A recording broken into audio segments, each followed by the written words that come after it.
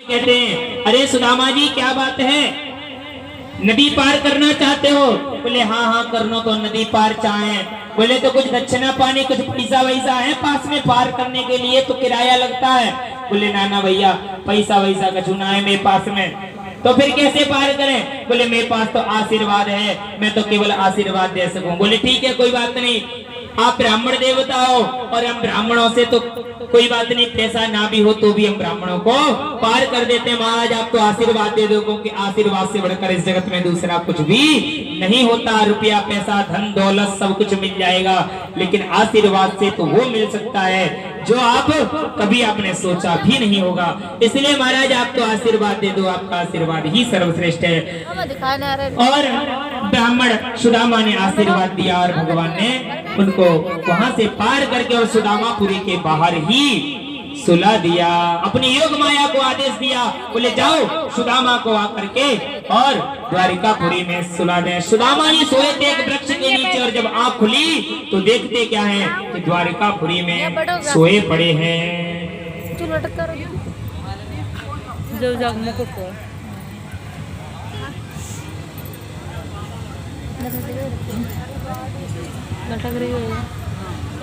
सुदामा जी जब चलते चलते थक गए, कहते हैं दूर नगरी बड़ी दूर नगरी, हे कृष्ण तेरी द्वारिकापुरी बहुत दूर है, अब मेरे बस का नहीं है जो तेरी द्वारिका तक पैदल आ पाऊं। एक वृक्ष के किनारे लेट गए। अरे बोले अगर तो को मोते मिलनो है, तू चाह तो है कि मैं तोते मिलूं, तो तू ही कछु कर, मेरे बस को ना है कि मैं तेरे पास तक पैदल आ सकूं। तो एक वृक्ष के किनारे लेट जाते हैं। तो भगवान ने योग माया को आदेश दिया और तुरंत सुदामापुरी में ही सुला दिया। सुदामा जी की जैसे ही नेत्र खुले तो देखते क्या है, बड़े बड़े महल बने हैं। तो विचार करते हैं अरे भैया ये हम कहाँ आ गए।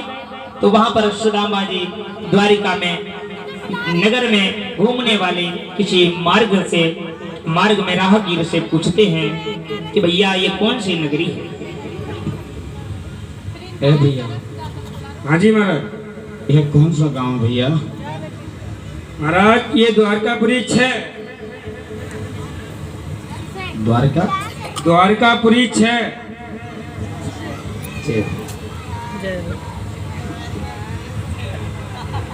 एक द्वारिका ढूंढे, दो ढूंढे, द्वारिकापुरी 6। मैं कौन सी द्वारिका में आ गया हूँ भैया? मुझे उस द्वारिका में जाना है जिसका राजा कन्हैया है। अच्छा महाराज कन्हैया जी से मिलना है। कन्हैया 6। 1 2 3 5 8 6 द्वारका 6, कन्हैया 6। कहाँ फंस गया? एक द्वारका ढूंढने में तो इतना समय लग गया। भैया महाराज मुझे उस द्वारिका जाने का मार्ग बता दो जिसका राजा कन्हैया है। वह किधर है? हमें मार्ग बता दीजिए। महाराज मार्कर 6। मार्ग भी 6।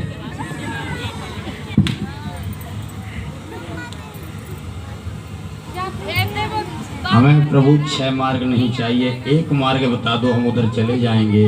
महाराज द्वारकाधीश 6 के महल को जाने वाला रास्ता इधर से ही है। द्वारकाधीश 6 जिन कन्हैया जी को आप कह रहे हैं वो इसके राजा हैं, जिनका नाम है द्वारकाधीश 6।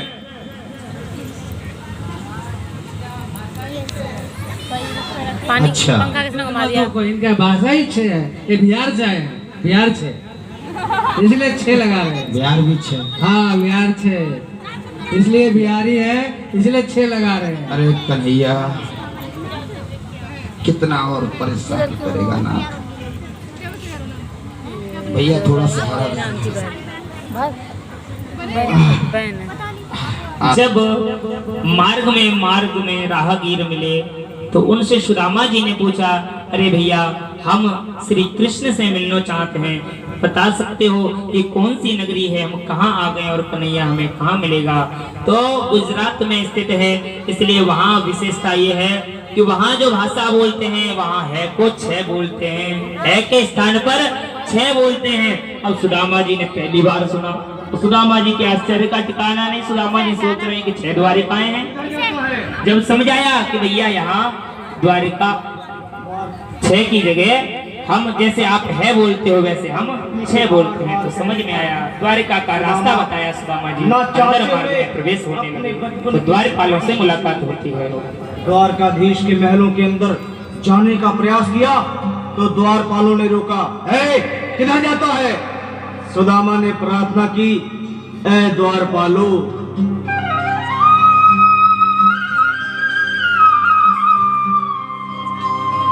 देखो देखो ये गरीबी का हाल, कृष्ण के दर पे विश्वास लेके आया हूँ।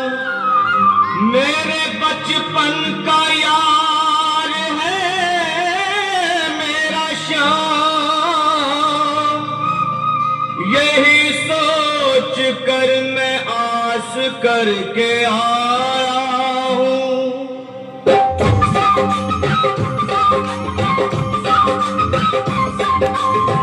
अरे द्वारपालो कन्हैया से कह दो, अरे द्वारपालो कन्हैया से कह दो कि दर पे सुदामा गरीब आ गया है, दर पे सुदामा गरीब आ गया है।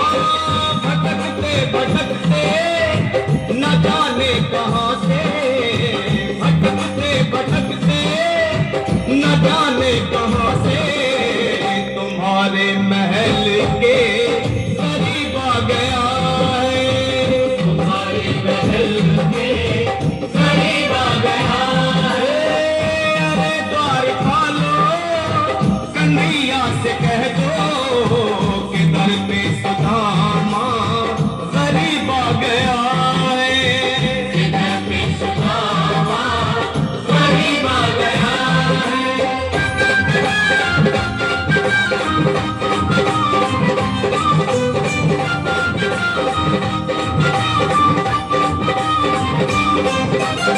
न सर पे है पगड़ी न तन पे है जामा, बता दो कन्हैया को नाम है सुदामा, बता दो कन्हैया को नाम है सुदामा, बता दो।